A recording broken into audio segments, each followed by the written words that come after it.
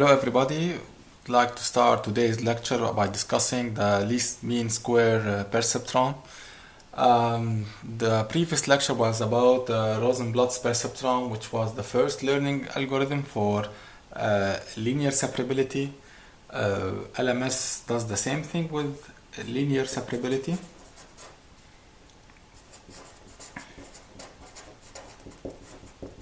So it's a very good algorithm to work with linearly separable problems and classifications. Also, it is the first adaptive filtering algorithm.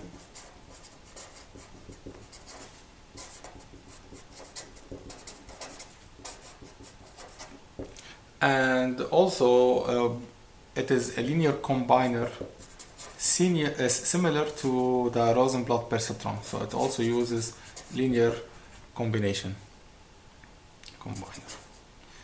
It has many advantages. It is less complex, easy to code,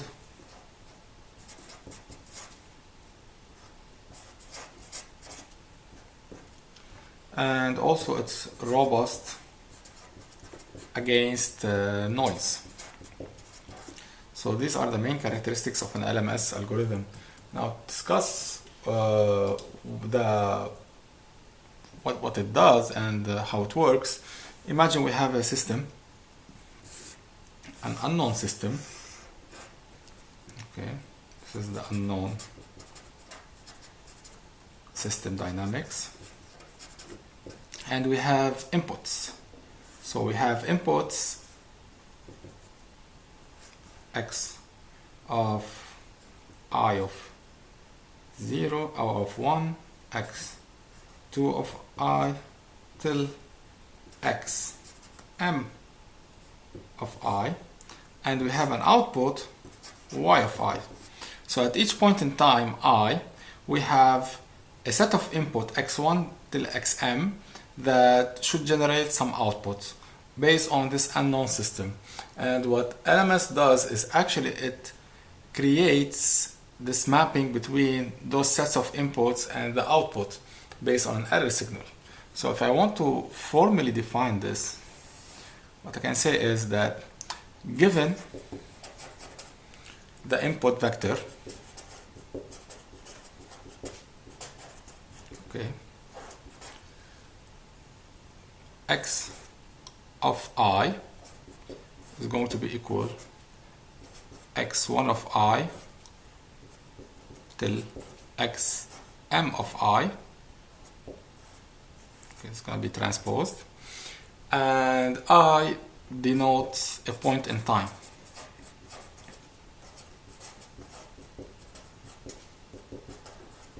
Okay. For this set of input, for this point of time, it generates an output, a single output, y of I. Okay, of course, since we are doing training and we have desired values, so which corresponds to a desired value d of I. So now we have d of I. This is what we want. We have the computed output y of I and the input x of I. If I want to write this in flow diagrams, I can have, this will be x1 of I, okay, and we have another one, x2 of I, and we can go all the way to xm of I. All of these will be combined to produce v of I, activated to become y of I. Here we have the activation function, and then we have the desired output d of I. So d of I, so the difference between those two is actually the error. So do something like this. Okay, this is E of I, which is going to be subtracted between them, and this will update all the weights. Here we have, of course, W1 of I, W2 of I, and Wm of I. Okay, so this is the figure of that represents the LMS behavior. We notice here that we don't have a bias. The weight is the number of the dimension of the input vector is m, and we have a single output for each set of inputs. So now what we're trying to do, the problem that we're trying to address here is how to design multiple input, single output for an unknown system dynamics using a single neuron. So this is the single neuron. Okay, it have outputs from many sources, but this is just a single neuron. Okay, so what we want to do is we're gonna start by writing down the formulation for this problem. So starting with y of I is equal b of I, which equal summation for k equal 1 till m, the number of input dimension, and the value is wk of I times xk of I. Okay, so we can write it in compact form, such as w t of I times x of I, where of course the weight is equal at point I in time w1 of I till wm of I transposed. Now the error introduced is the subtraction between the desired output minus what we expect, or what's the computation has provided me. Okay, so it's d of I minus y of I. This is called the instantaneous error.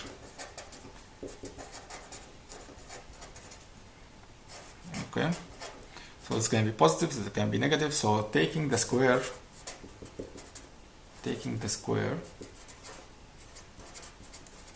of the error, we will have something like E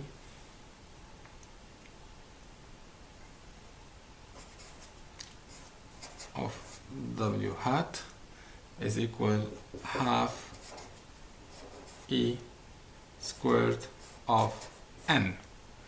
Okay, so first thing, the half is introduced for ease of computation. So when we take the derivative, it will be taken out. Okay, and w hat, which is parameterizing the error, of course w is found in y of I, right? So w is an approximation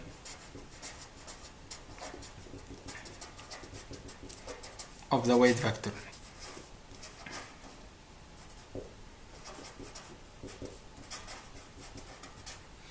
Okay, so that's why we need to have an approximation, because not enough data is found. We have not enough data to know the real w, to have w.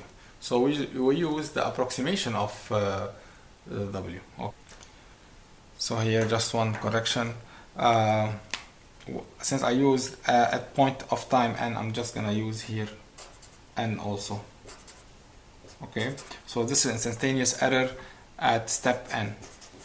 So just to keep the formulas coherent. So at E of n, after n iterations, is equal to d of n minus y of n, and then the error with respect to w, as parameterized by w, is equal error squared is half e small e squared at iteration n. Now, for us to, what we want to do is we want to minimize the error. So the goal here is minimizing the error. And we can do this by moving in the direction opposite to the gradient.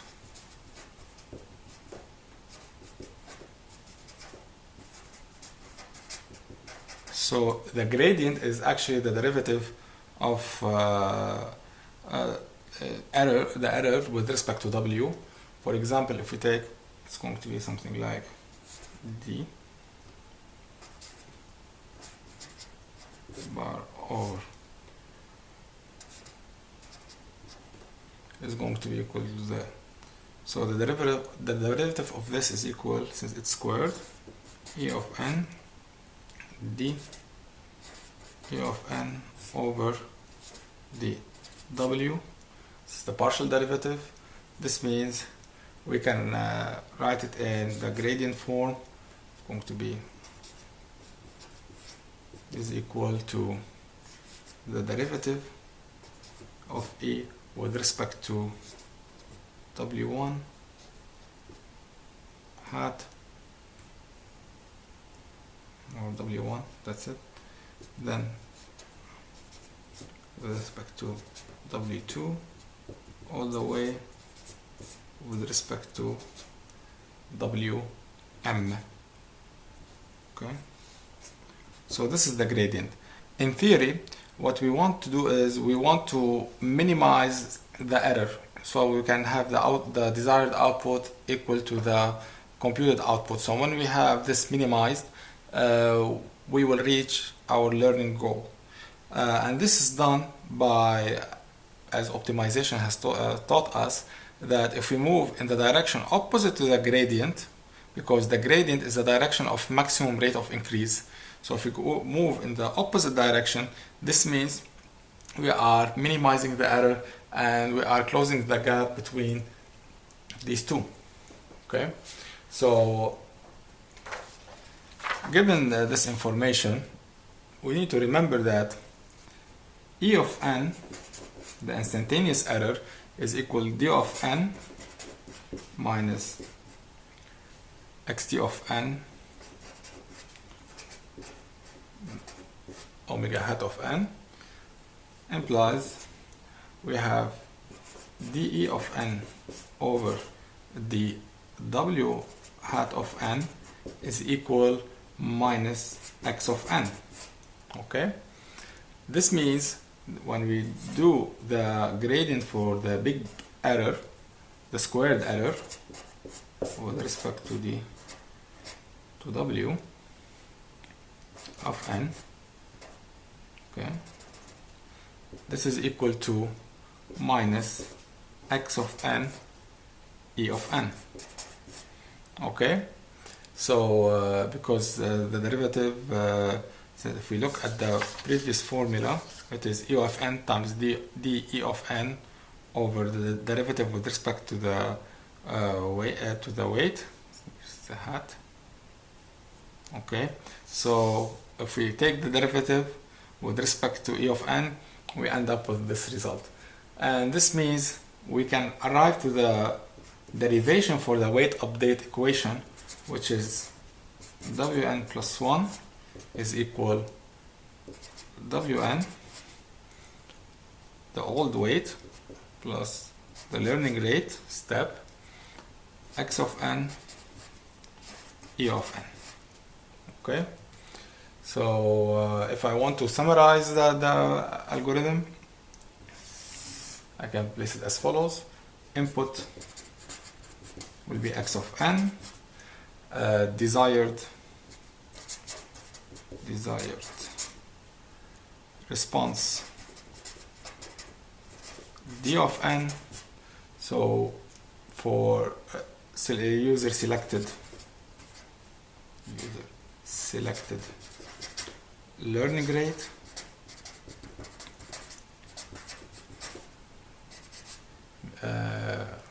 and we initialize the weight w equals 0, so we initialize to 0. Now for n equal 1, 2 all the way, we have e of n is equal d of n minus w hat t x of n, and w of n plus 1 is equal to w of n plus the learning rate times x of n e of n. Now the next workout we're going to do is we're going to do a small example about this algorithm. So first we consider the example of a NAND gate with bipolar inputs, outputs. So we have x1, x2, two inputs, and we have the desired output d.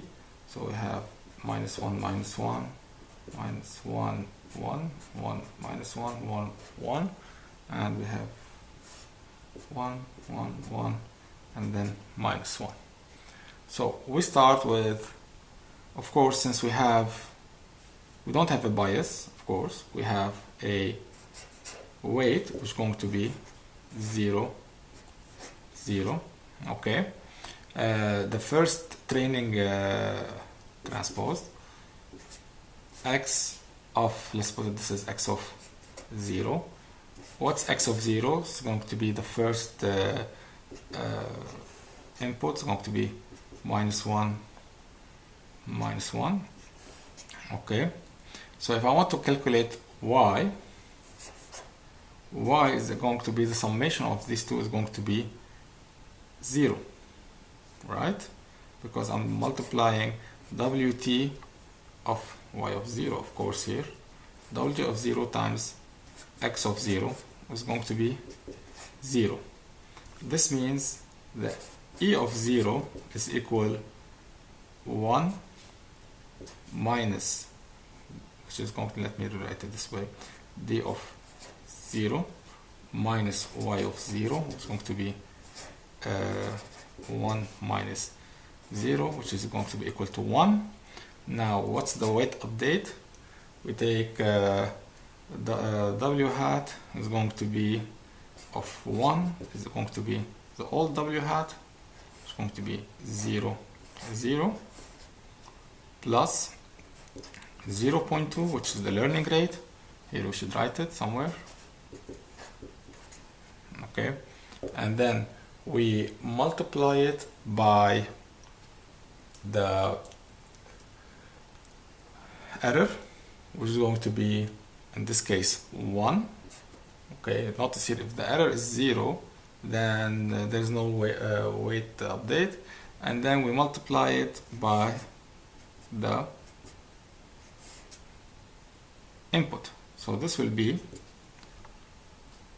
0 minus 0.2, it's going to be minus 0.2, and 0 minus 0.2 will be also minus 0.2.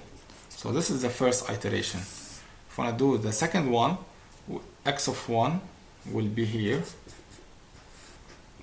is equal to minus 1, 1, and d of 1 will be equal to 1.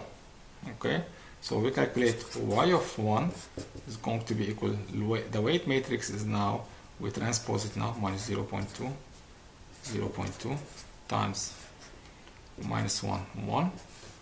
So this is going to be, multiply this by this, is going to be 0.2 plus 0.2 equals 0.4. Now we go ahead and calculate the error at step 1, and then we have d of 1 is equal 1 minus 0.4 is equal to 0.6. Now the u weight will be 2 is equal to the old weight by minus 0.2 minus 0.2 plus 0.2. The output is still 1, and then we multiply it now with our x. It's going to be minus 1 and 1. So in this case it's going to be minus 0.2 minus 0.2 is going to be minus 0.4, and then minus 0.2 plus 0.2 is going to be 0. And we continue for many iterations until no weight update occurs, and this is how we finalize the algorithm.